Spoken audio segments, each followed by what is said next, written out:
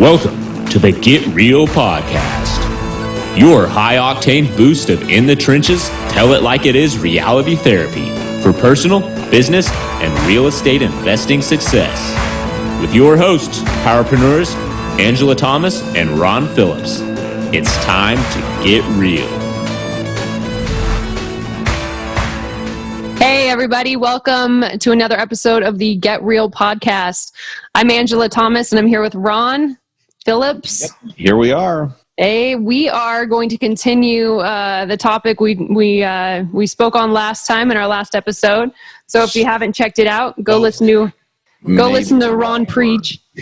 What did I say?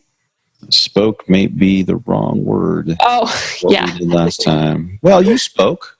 I spoke in a normal, calm voice, but Ron got a little agitated. A little animated. Yeah, which, is kind of fun to listen to. So maybe I should put on my PBS voice today, and we can do some if you talk like that, radio broadcasting. We're going to have to start playing Christmas music if you talk like that, okay? Or at least classical. Reminds me of an SNL skit. I won't get into that, but it's a really good one. Okay. All right. Comment if you want the SNL skit. We'll send it out. So last time we spoke about the problem of the lack of financial literacy in our country. We didn't give any solutions, Angela. We didn't give any solutions. We basically ranted about how horrible it is. Yeah. But I think we articulated the problem pretty well. Yeah. So today we're going to continue that topic and hopefully give you guys some good tips for, how to start the topic with your children. And also, tips you can use for yourself if you need to. So focus on the kids, but this all applies to everybody. This is everybody. So, okay. Because if you don't know how to do it, you're not going to be able to teach your kids any either. So. Yeah. First off, I did find a couple more. We really enjoyed sharing a lot of stats on the last one. We know that financial literacy is a problem, but it's crazy when you actually hear how big of a problem it is. There was one stat, the Federal Reserve says that 40% of Americans don't Just stop. Just let the numbers sink in. So 40%. Almost half of Americans don't even have the cash to pay an unexpected bill of $400. Folks, that is over 100 million people, right? Is my math right? Yeah. A third is 100. Yeah, because we have like 350 million people or something like that. A third is 100.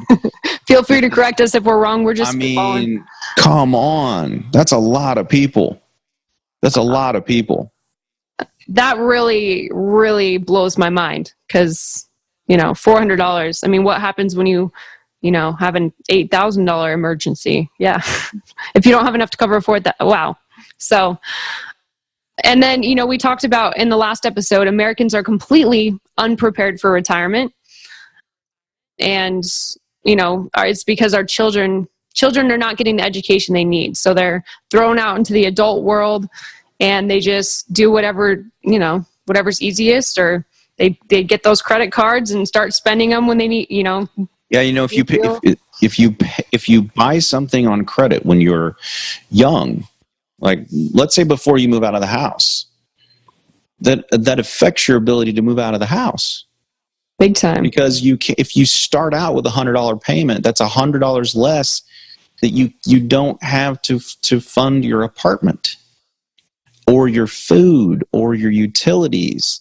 You're starting out behind the power curve if you start out with debt. Not to mention, I don't want to get you ranting again, Ron, but I try to keep that really quiet. I know. That was nice. No, but this next thing might get you upset. I don't know if you know anyone personally that's done this, but I watched my two little sisters when they were getting on their own 2 feet and they started renting an apartment.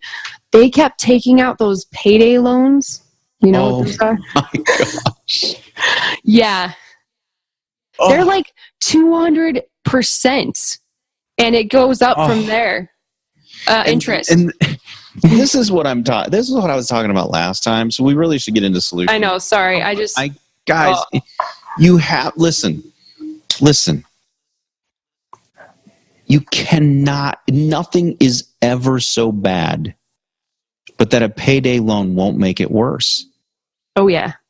Oh, yeah. I mean, there is no financial problem bad enough to walk into one of those people with the dancing monkeys out front. There is never anything that bad. And they You will put their never get ahead of that. You can't get ahead of that. You can't. It's like an IRS debt.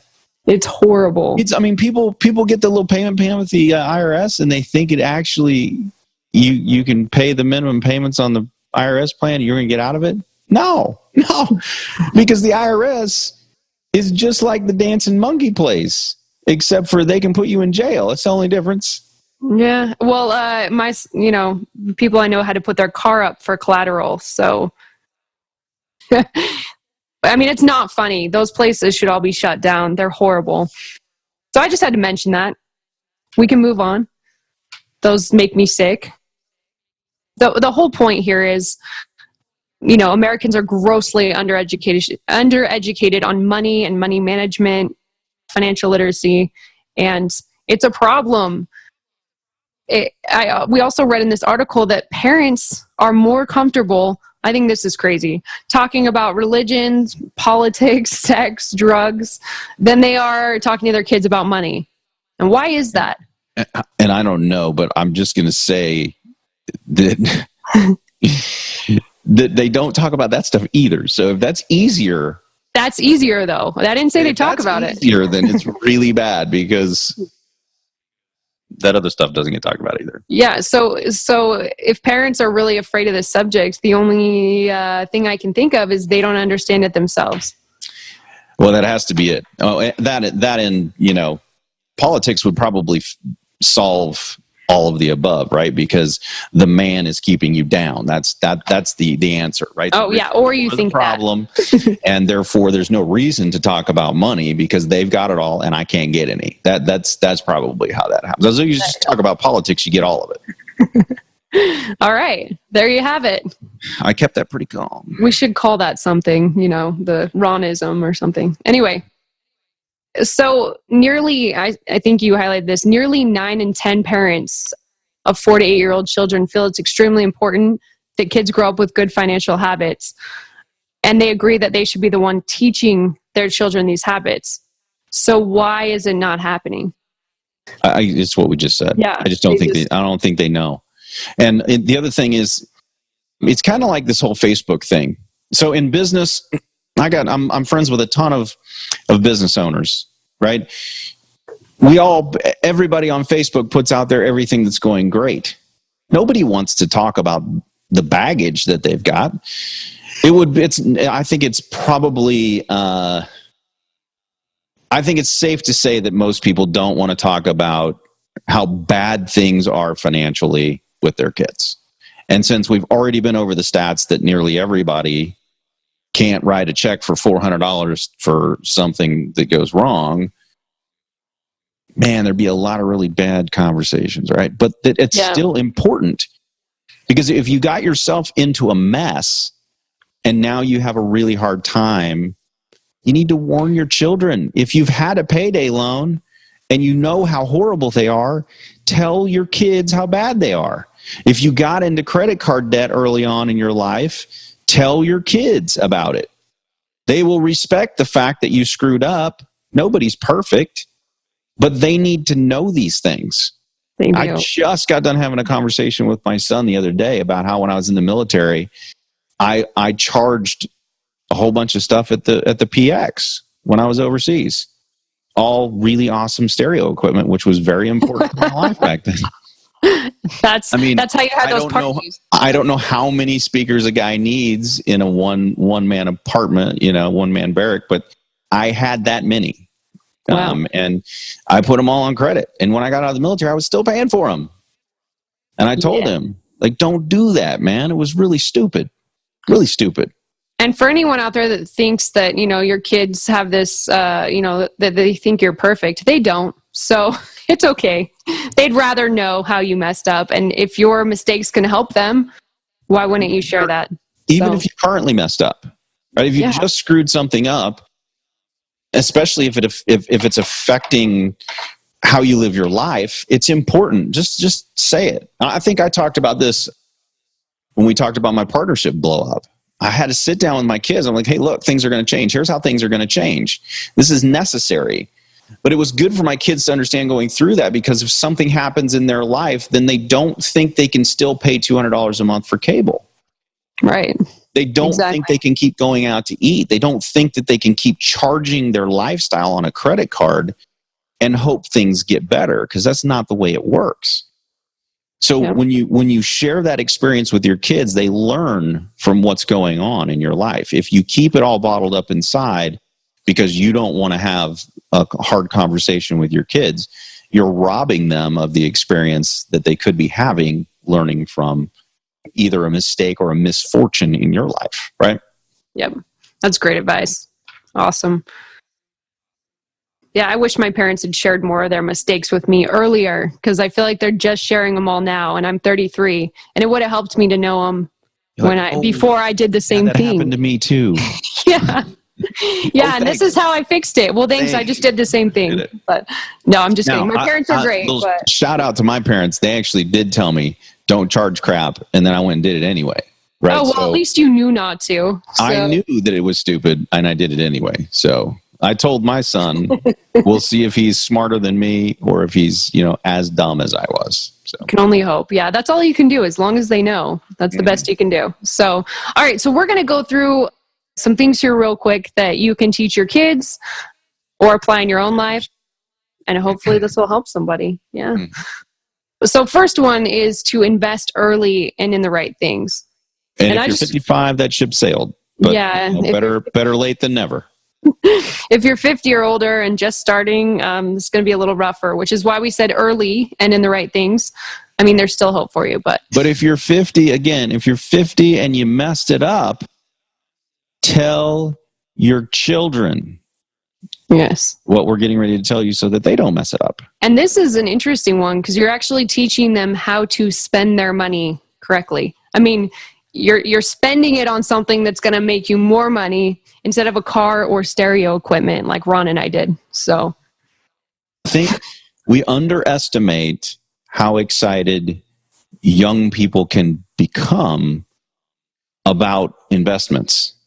I taught a class at church, and the kids' eyes were, they were pretty wide open. We started actually talking about the money that you can make if you just invest a small amount of money when you're young, because compounded interest, and people need to understand that you're either paying it or you're making it. So you just as well make it. And I think this is really cool, because I think it's way more exciting if they're working towards buying an asset or, investing in something that's actually going to make them money. It's a lot more exciting than just, because I remember my parents teaching me, like, you take this much for yourself and you pay yourself first, which is the next item on here. But we just put it into a savings account. And there's nothing wrong with the savings account, and you probably have to start out there. But if I'd known I was saving that to buy something that was going to make me a bunch of money, it would be a lot more exciting than just having it sit there. So, and I also think here's another thing that I think is left out a lot, and that is that we need to share first. You can call it whatever you want. I choose to call it tithing, right? But putting other people first is really, really, really important, because it gets, especially young people, it gets them out of the natural state, which is a me first state. It doesn't have to be a lot of money, especially if you're not making a lot of money. And if you got no money, then you can provide service. You can provide time. Time is even better. You should do something as a tithe, so that, because it shows that you're grateful for what you have. Thanks for adding that, Ron. It's really, really important. And then, yes, you should pay yourself first. You should pay yourself before all of the other people. So don't get yourself all jacked up with a whole bunch of bills so you can't pay yourself first. Yeah. Right? Pay yourself first. And when you do that, make sure that you're investing that money in something that can create a return for you. Or at least if you're saving it, have a plan for what you're going to invest it in. And I think so let's just back up just a step.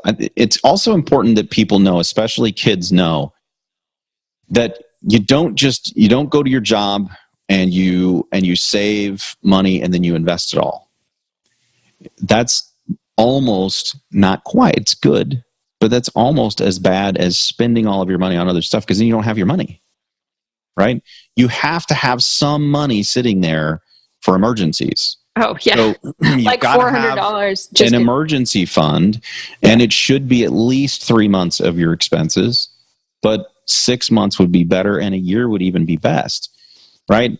So if you don't have 3 months of your expenses saved up, you got what are you investing in? You shouldn't be investing. You should be saving money so that you don't have to blow apart all of your investments to pay for the $400 thing that went wrong. Right. Or if something happens with your investments and you have to cover, repair or whatever, you have to have that extra money sitting there. So that's a great point, Ron. Also, I wanted to say on paying yourself first, if paying yourself, a portion, whatever it is of your check or the money you make, if that's too hard, like Ron said he had to do when his partnership blew up, you have to figure out, because that's so important. You can't just, not pay yourself. You may have to make cuts in your life. Start buying less expensive stuff, eat out less, cut out the fancy car, whatever it is. People very quickly figure out, after having purchased the fancy car, that it's not as cool as you thought it was if you can't put gas in it. Literally, like the second you're sitting in it, it's not as cool as you thought it was, I swear. I mean, but yeah. Man, it's really, really important. It's more important and it's more fun to have some money and a beater than a really nice car that you can't drive because you can't afford the gas or the insurance. Yeah. Seriously. I mean, so it sounds like from personal experience, but maybe. No, I'm just kidding. I might have been down that road. All right, well, cool. Okay, so the next one is weighing your risk on investments. So we talked about investing early, pay yourself first. So, let's say you have a little money to invest. How do you do that correctly? What do you look for? Yeah, I was asking you, Ron. Go for it. Well, it really depends. It really depends on the person, and it really depends on what their risk tolerance is. It depends on their age. It depends on a lot of different things. But if you're just starting out, let me just tell you what not to do. Don't put it in something that locks your money up to where you can't get it. I really think that it should be in something liquid, at least while you're saving for a larger asset. Don't buy an annuity. Everybody wants to sell you an annuity when you're 25 or 20, and they show you're going to be multimillionaire by the time you're whatever. But I'm telling you, the penalties for pulling your money out of those are so astronomical, and the returns you get in them are so pathetic. Pathetic. I'm laughing just because we do that. I heard about someone recently. We were trying to get their money out of an annuity because they wanted to invest in real estate, and that was their biggest asset. And it's almost impossible, right? So much money. They put these massive penalties on there. So don't do that, right? Don't lock it away in something that doesn't give you hardly any return. Putting it at a bank and and putting it in a CD that's locked up for 6 months or a year so that you can get an extra 0.025% on your money that you can't get in a savings or account is silly. Just put it in the savings account if that's what you're going to do with it. But you could put it in a liquid account, put it in a money market account, put it in, in some mutual funds, put it in something where it's liquid enough and safe enough that you're not losing money, but you're making a little bit, right? And then it's there for you because you never know what's going to happen, And then when you're ready, you can start buying bigger assets. Exactly. Yeah, and those are all safer assets that you mentioned. I know there's quite a few other, alternative investments out there.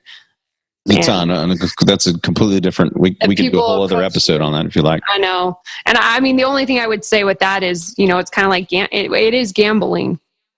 Don't invest more than you're willing to lose, and don't try to make your money back if you lose it doing the same thing. That's it. Yeah. So when you're starting out in life and you don't have very much money and you certainly can't afford to lose any of it, You shouldn't be investing in things like that. Yep. That's stupid. Thank you for putting it. This is the Get Real podcast, everyone. Ron, don't be stupid. Okay. Cool. Okay. So number 4, next one is to have a plan for your money. And I hate this one because I'm kind of, I don't know how to put it. Like not necessarily like ADD, but just, I don't like all the little details, like the big picture, and sitting down and writing a budget and then sticking to it is, I hate it. But yeah, so I hate budgets as well. But here's what I do like. I do like taking the personal plan that we talked about, the life plan. Oh, there you go. I like taking all of the, like, what does it take, and then working towards that, because it gives me a reason to pay myself first and to invest. It gives me a reason to do these things when that stuff is kind of down the road a little ways. And I could be having so much more fun blowing all of my money right now. Right. So true. It's important that you have a plan for your money and that you know where you're going, because otherwise you're going to spend all of your money. But my wife and I, man, we don't do well on a budget either. No, and I just want to we just blow it up anyway. So yeah. So I'm gonna relate this to calorie counting, and that makes which is horrible advice, by the way. Gosh, you should have a budget. You should. I know. So I just want to give an example real quick, though. I just wanted everybody to know that I was not suggesting you not have a budget. It's a bad idea. You should have a budget, even though Ron hates them and really doesn't use them. But you may agree with this point. I hate calorie counting, and I'm sorry to go into something as, stupid as weight loss, but I loathe calorie counting. It actually makes me angry, and I can't stand like seeing exactly how many calories there were. I hate having to put it in after each meal. It's a huge pain in the butt planning it out, and it makes me somehow like, I don't know, I like hungrier that I have this budget. Anyway, so I hate calorie counting, but every time I go down a path of eating whatever I want and gain some weight, I have to get back onto eating right with calorie counting, because it's weird. You start to, you kind of lie to yourself. I feel like, maybe this is just me, but I lie to myself about how much I'm eating. And I'm like, it's not that much, And then I put it into the little calorie counter and I'm like, well, holy freaking shit. No wonder I gained so much weight, That was a lot. So I think a budget can be helpful kind of in the same way. Like once I get a handle on it and realize what I've been eating and how many calories are going in, it's a lot easier once you've done that for a few days to start realizing, what you should be eating. So I think it's kind of the same thing with money.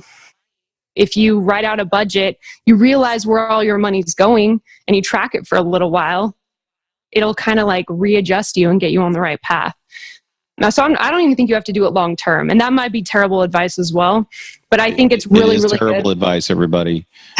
Angela and I are giving you horrible advice right now. Okay. You should definitely use a budget all the time. Angela and I don't.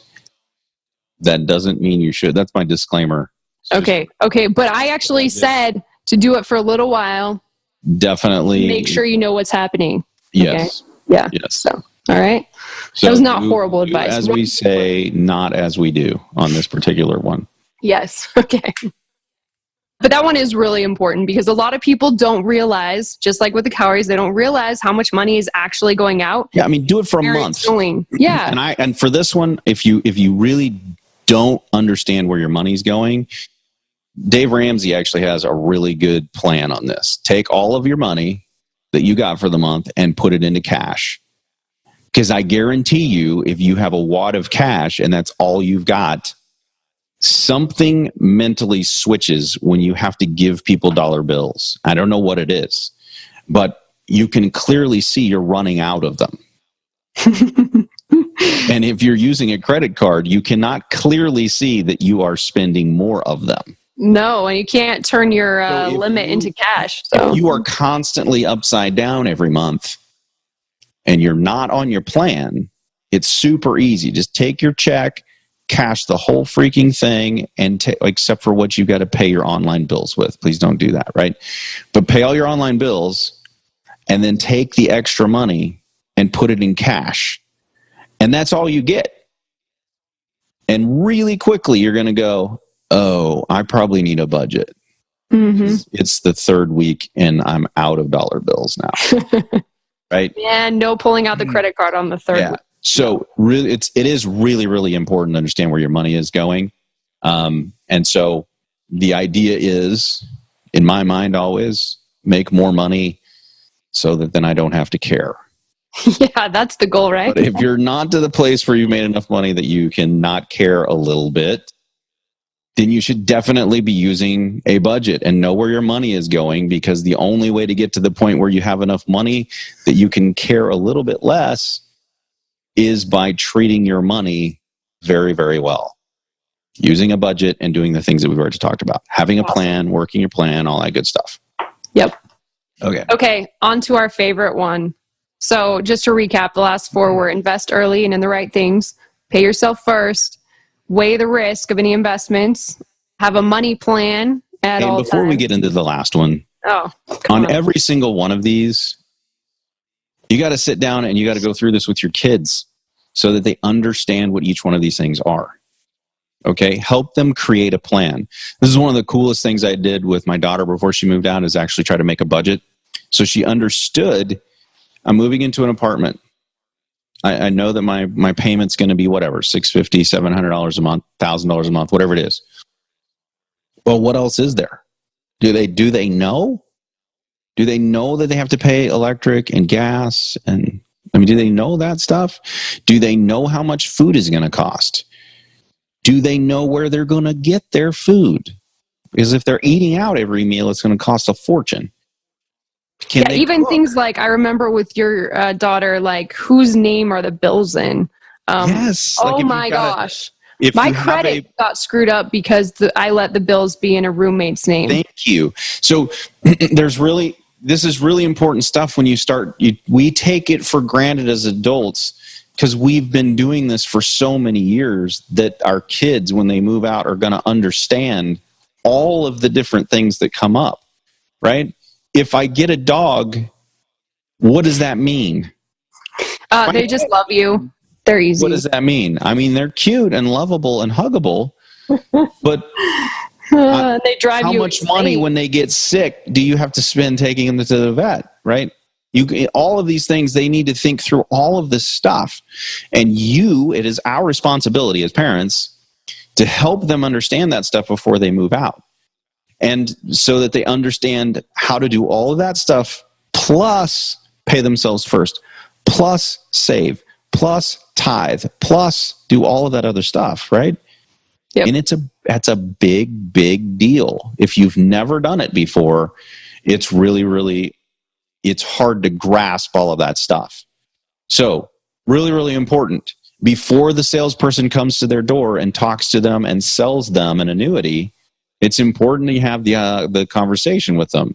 Don't buy the annuity when the sales guy comes. He's going to do a really cool sales pitch and lock your money away forever and ever and ever and ever and ever. And you're never going to get it. Right? It's important. So anything that you think is important, you need to sit down and talk to them. And it's best before they leave the house. Yep. Okay. Awesome. Sorry. No, And I think that's great. 5. That's great. Number 5 is our favorite, of course. Integrate your values with your money. And Ron touched on this briefly, the tithe. But how do you make your money? How do you integrate your values and with your money? It's teaching your kids about money, and it's, putting mission with the money. So kind of like what Ron talked about with tithe. Help me out here, Ron. I'm like, anything that's important, anything that's an important value to you. I had a conversation not very many days ago with my daughter about taxes.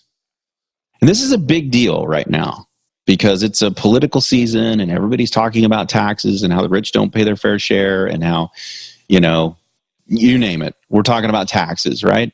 And, I'm doing my taxes and I'm explaining to my daughter. It was funny because it's the first year she's actually had to pay taxes. Like I had to do her taxes and all that good stuff, right? Awakening, yeah. And because the other years she made underneath the amount and she didn't have to. It was really, yeah. Anyway, So this year she's actually trying to understand it. And I'm explaining to her my business and how the different businesses operate. And then I could tell that she was learning. And I said, so I started to talk to her about the difference between C corporations and S corporations and LLCs and how these things are taxed. And I started to educate her a little bit about small business, because there's so much disinformation out there about small businesses and about the quote rich, which according to the government is anybody over $250,000, which is nearly every single small business in America. Yeah. Right. And I helped her understand all of that stuff. And I helped her understand, look, the politicians who are saying all of these evil things about the taxes are the ones who wrote the code. They're the ones who wrote the laws, giving people the ability to take write-offs on their taxes. Bitching about it after the fact is a little disingenuous, right? If you've been in Congress for 30 or 40 years, you no longer get to bitch about anything wrong with America. You are the problem. So I went over taxes with her and I said, look, the rich people pay less taxes because their income comes from here. It comes from portfolio income. It comes from passive income.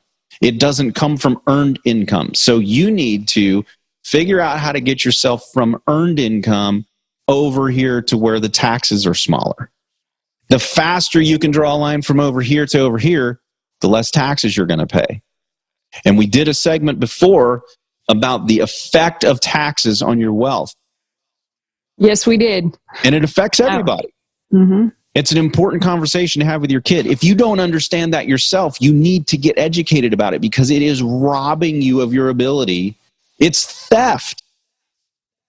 The government, and the other thing, the misconception about money out there is that the government starts out somehow with money. They don't. They have jack squat unless they take it from someone else. Yep. So your values, whatever your value is, I can tell you probably already know what my value is on taxes, right?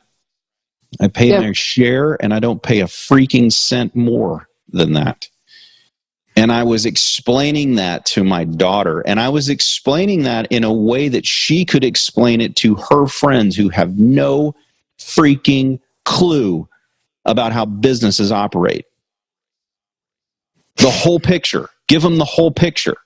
When you tell your kids that they need to tithe, tell them why that you believe that they need to tithe. Yeah. And then don't just tell them, they need to see you doing it. Right? And I helped her. I showed her my taxes. I showed her this is how it works. And very clearly on there is my charitable donations. And she could see how much money is given away. Right? So show them by your actions. Help them understand the reason why you're doing things with your money. It's not all about amassing money. It's about what you do with the money that you amass. Yeah. You can do really, really good, powerful things in the world with or without money. It's just easier to get it done when you have money. Yeah. So, and it's values. important. It's Really important for Ashley and for everyone's kids to understand, her privilege to be raised in a household with money and to understand the sacrifices that go into that. We had that conversation too. And that's part of that business one, Angela, that most people don't get. And she does, because she remembers me not being home. Right. And I brought that back up. I said, now you see me home a lot nowadays, right? Which is a good thing. But most people only see that piece. They see someone who's successful, who has money, and they say, well, he's got money. Right. He's got money. Got money. But they discount because they didn't see the years of toil and torment and failure leading up to that success. Yeah. So, it's important when whatever it is that you value about your money needs to be taught along with all of the important functional pieces, I guess, to the money. And last piece here, I just want to say, my parents did this pretty well with helping me appreciate, the value of money, because I never had an allowance. I don't even know what that is. I can't believe people get an allowance. I know, just for living, just for being there, right? Hey, pretty soon I hear, Angela, not to interrupt your story, but I just did. Yeah, you did. Pretty soon we could all have an allowance. Oh, yeah. I heard the other day. Oh, no. Some Who's idiot. that? No. My, and I'm sorry to call out my brother on here, but he loves that guy. I forget the guy's name. Oh my Send him to gosh, me. what a moronic idea. Yeah. Let's give Anyway. everybody $1,000 just for breathing. Yeah, just for being alive. Unbelievable. Let's give everyone an allowance. Sorry, So so I you didn't have an allowance? I did and it's a not. Great thing. Yeah, because my mom didn't give me an allowance, but when I was too young to have a job, she said, you can go around, you can offer your babysitting services, you can go mow lawns, or you can dig trenches for me, weed the garden. She'd give us chores and pay us a very small, reasonable amount for each of them. I know it wasn't like, $100 for weeding the garden. I think I got like $5 or something, but Hours. and it took hours. So I had to work really hard for those dollars, man. And I appreciated them. And then when I went out and got a paper route at 11, and I actually got 2 paper routes, which I know you can't do anymore, but there's got to be some other way to make money as a kid. Yes, you just have to be. You just have to be. You have to think outside the box. Yeah, there are ways. Old lady that's going to pay you for weeding her yard. We used to, Yeah. and my neighbor, Mrs. Caldwell, she Wow. would have us go do it. She would give us a little knife because she wanted the root of the dandelion out. Oh, She wow. wanted us to just pull the top off. So we had to go out there and stick the knife in the ground. She showed us how to do it. Cute little old lady. And then her whole yard was covered with dandelions. So we were out there, my brother John and I were out there forever. But I think she would give us like a nickel a piece or something. And I don't think she realized how many of these freaking plants we were out there. Oh my gosh, Ron, I have the same story, but with pine cones and my grandpa. And Yeah. So I came back with buckets, and he's like, it's not no. as if those things don't exist anymore. It's just that we're not as tuned into them because we're used to being given everything, which is why I think it makes a whole lot of sense to a lot of people that we would get $1,000 for breathing. Yeah. No, if you grow up with your parents just handing you money, I don't know how you'd be able to think any differently, That's, you'd be I like, say, all right. why stop at 1,000? I say, let's give everybody $1 million because we can just print the money. Obviously, the government has a ton of it, and we can just. Oh, this is not going to go well. And that wouldn't affect I will be done with them. Otherwise, I'll be ranting again. There goes our inflation, man. Oh, yeah. Anyway. Yeah, so that's the last one is to, teach the value of money and to, integrate your values with it so that kids appreciate it. That one's huge. So that's it. Those are the five tips we have for you. I'm sure there's a ton more. There are a ton more. Get out there and study. They're just 5 basic ones. Get out there and study, guys. There's so many books on this. You can go out there and study and learn a ton. Man, if you're pissed about paying taxes, go get a book about taxes. Figure this stuff out. Okay. Well, thanks, Ron, and thanks, everybody, for listening. If you guys have any comments or suggestions or topics you want to hear about, please visit us at getrealestatesuccess.com and let us know. And you also can check us out on Facebook or Instagram at Get Real Podcast. And we'll see you next time. See you next time. Thanks. This has been the Get Real Podcast. To subscribe and for more information, including a list of all episodes, go to getrealestatesuccess.com.